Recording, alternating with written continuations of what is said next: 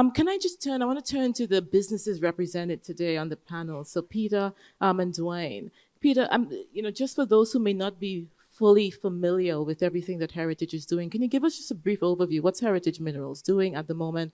And then how are you contributing potentially to decarbonization and the batteries race? Yeah, sure. So while you might not know Heritage Minerals, most people would know the mine leases of Mount Morgan, which Heritage has today. And Heritage just has them today. I mean, Mount Morgan is connected with most of Queensland.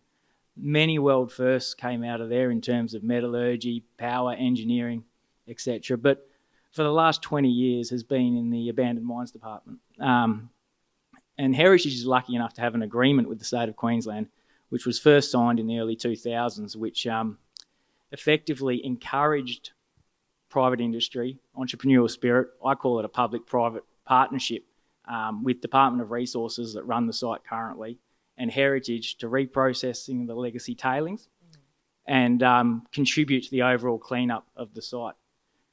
Those tailings, there's about 30 years of resource in the top 25 gold mines in Australia. Gold, copper and silver, and they're green. They're from the waste. But then the phase 2 at the site is pyrite. Yes. So pyrite is acid. Acid currently comes from the world's most polluting refineries of sulphur, and it's probably the largest resource in Queensland of pyrite. So ultimately taking the acid off the site, which reports to the Great Barrier Reef. So it's a really great project that we've been blessed by all levels of government, but we invest in Queensland, did support us along the way, and NAIF more recently, to the point that earth moving equipment moved in last week. So it's a great waste to resource story, isn't it? Sort of contributing to the circular economy. Is that how you're thinking about it from that sustainability contribution perspective for Heritage?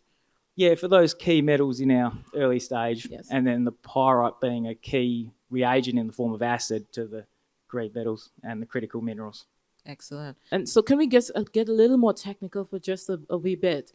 Peter, I'm turning back to you here to find out a bit more about the technology at the forefront of your reviving of the Mount Morgan mine. How are you partnering to develop this technology, and who are you partnering with? And do you see any sort of broader applicability beyond what you're doing on Mount Morgan in the reprocessing of other tailings sites? Yeah, sure. So the main technology partner with the Heritage Mineral Project is Green Gold. And Green Gold has some technology at the back end of the plant that recycles cyanide. So when you're going after the tails a second time, you put a fair bit of cyanide in there and you fine grind, and that reduction in OPEX to be able to recycle it and not destroy it is a key beneficiary. And that technology has only been commercialised in the last 5 years. Yes. And, I think the project as a whole is more of a blueprint for other tailings projects. Yes. Whilst the agreements are fantastic and they give us the legal surety to attract investment and move forward with the project, the execution of those agreements in terms of environmental approvals, heritage, has been a whole of government approach to implement an execution model that can be delivered in the field. Can you give a bit more insight there, Peter? I know I'm picking on you a bit, but I might come back to you, Dwayne, and ask the same question, because you said it's a whole of government approach, and it's why we're here, to learn more about how we work in partnership with government as a partner, as an investor, to achieve these goals. So you want to give us a bit more insight into that process that you went through? Yeah. It was always welcoming. Like I say, I describe it as a public-private partnership, and even today on the site, there's areas of the mine leases which are DOR controlled, and there's areas that are being operated under the Mining Act. We work with Department of Resources quite closely, and the foresight of people that had the project before us to develop what we call the Stage 2 agreement, which is the responsibilities of the site for a common rehab objective for the site, with a contractor operating on the site, was instrumental, and that document in particular has helped us through and helped the departments work with us for the best of site outcome on the site. So that includes going forward, a tailings project which is seen as short mine life for first phase with new technology isn't the easiest thing to raise capital for. Yeah, I heard. For a small miner in debt. So facilities such as the Invest in Queensland and NAIF, which in a township of Mount Morgan.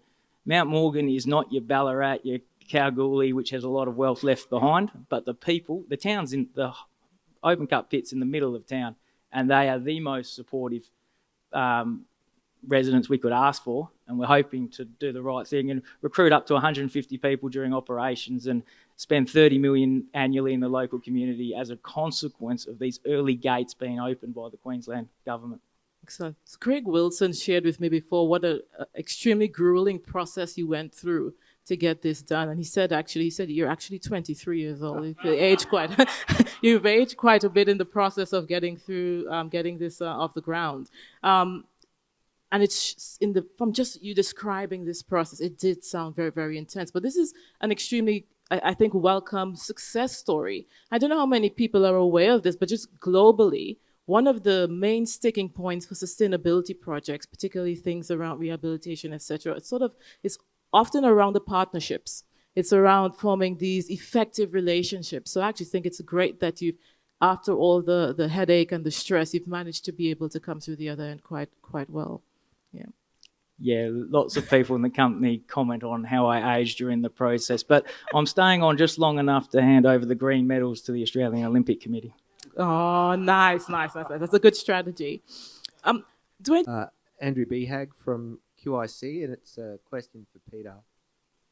And it's really just understanding how you balance your profitability with environmental benefits and outcomes, and is there a compromise? So the project is commercially viable in its own right, so thanks for the question. These numbers are in the public domain. It's 2 million tonnes per annum, producing 60,000 ounces of gold out of tailings. It's not hard rock. That's 1.2 grams.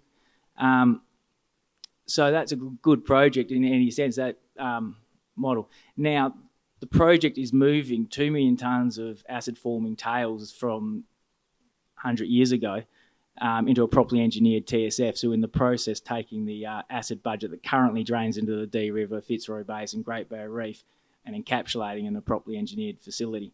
Now, obviously, making sure we can access it in phase 2 for that pyrite. But it obviously has a massive environmental upside, because prior to this project, did not know the fascinating history of Mount Morgan. I knew about it because of the acid mine drainage problem, and I was embarrassed when I learnt about what it's done for this country as a site.